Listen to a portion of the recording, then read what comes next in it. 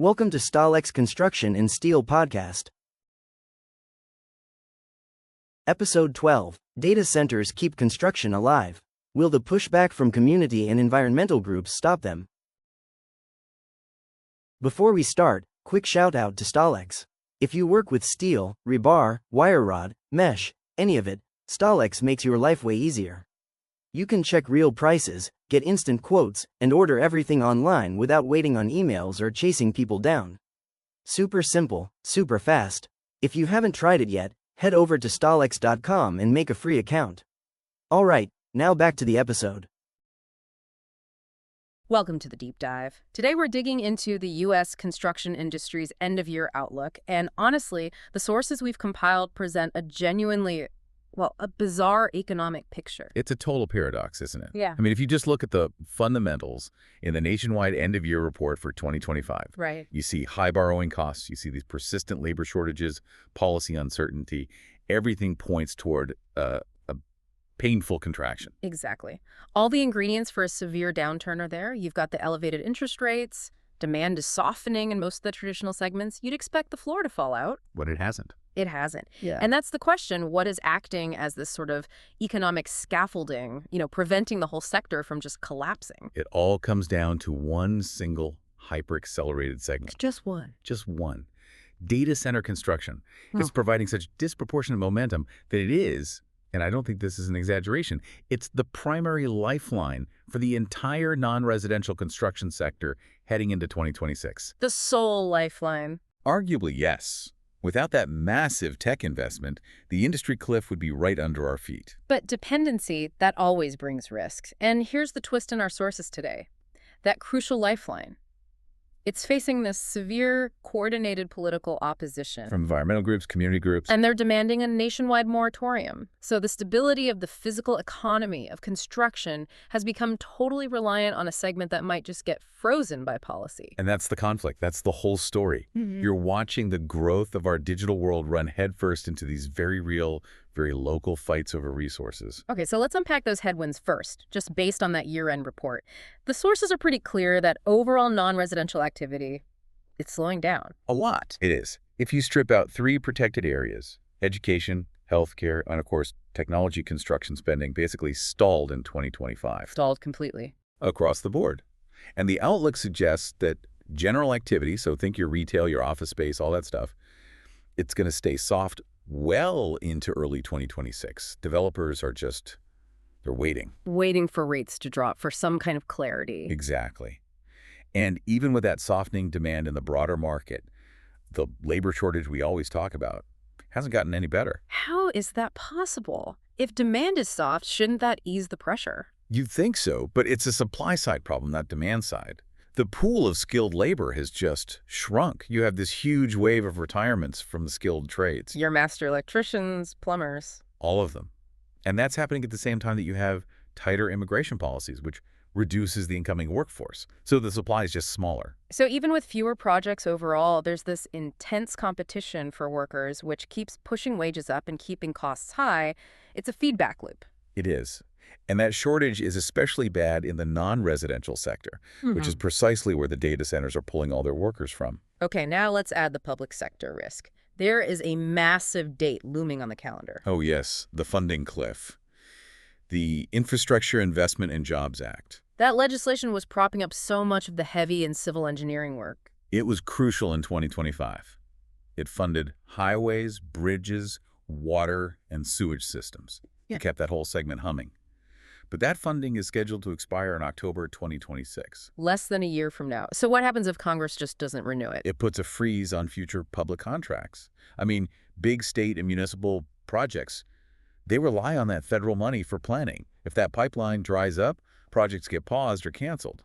And that would deepen the slowdown right when the private side is maybe, just maybe, starting to think about recovering? Precisely. So you've got a stalled private market, a constrained labor market, and a public funding stream that's about to run out. It becomes so clear why the industry needs this data center surge so badly. It's the only game in town. It is the only thing offering any kind of certainty. The reports are really candid about this.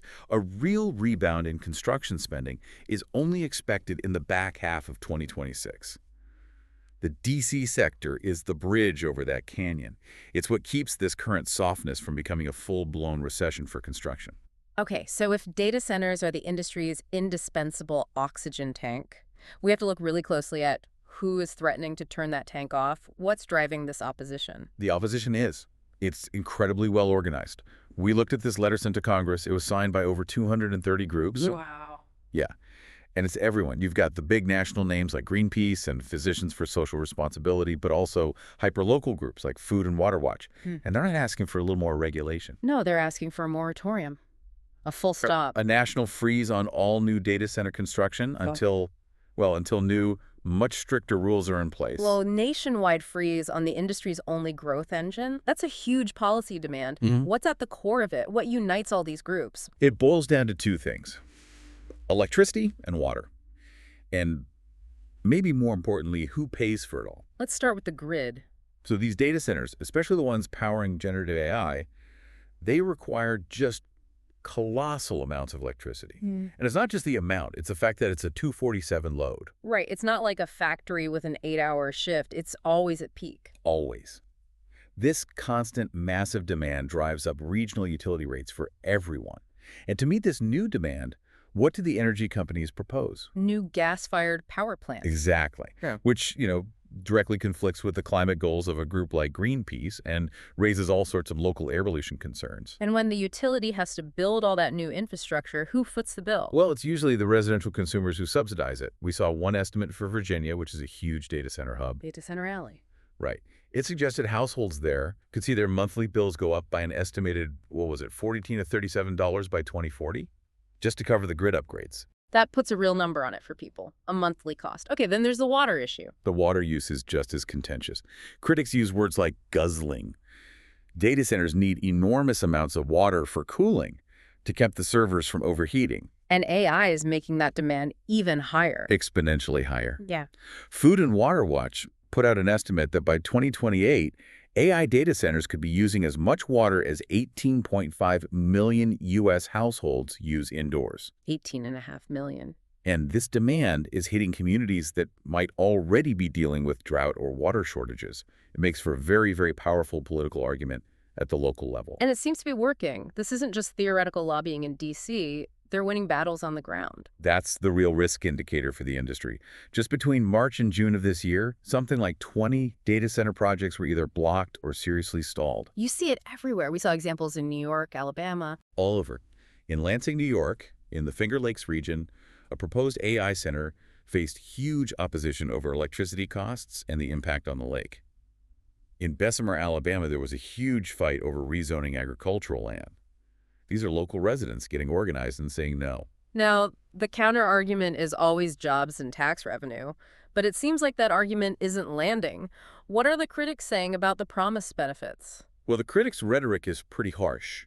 They argue that these slick corporations come into communities promising jobs, but the jobs never really materialize. Why not? Because the facilities are almost fully automated.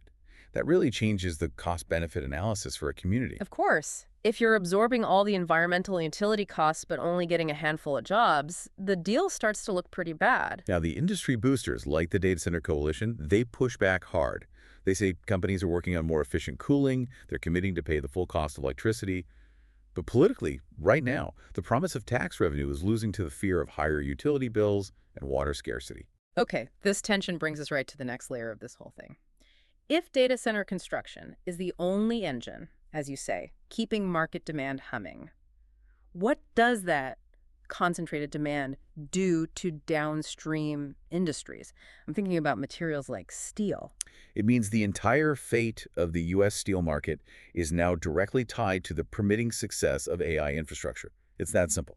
The StaalX steel market report confirmed this. Explicitly. It says the better-than-expected steel demand is coming almost entirely from the data center construction boom.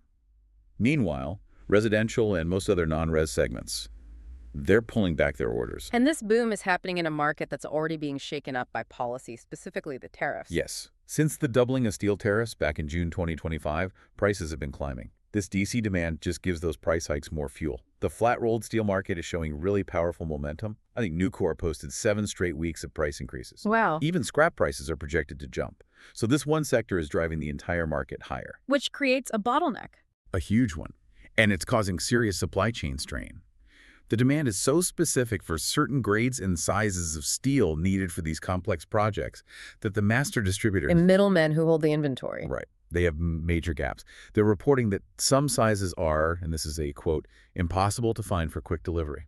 So if U.S. domestic prices are surging because of this combination of tariffs and this one source of demand, but global prices are flat, what does that do? It makes imports attractive again, even with the tariffs. The price gap is just getting too wide. We're already seeing reports of major rebar and wire rod shipments being arranged from overseas, scheduled to arrive in Q1 2026. So domestic production can't keep up. It can't efficiently meet this specific high-priced demand spike. This just feels so vulnerable. The boom is driving up costs for steel, for copper. If this moratorium push actually slows down DC building, the sudden loss of that one single demand engine could send just massive shockwaves through the whole supply chain. It would be a catastrophic demand shock.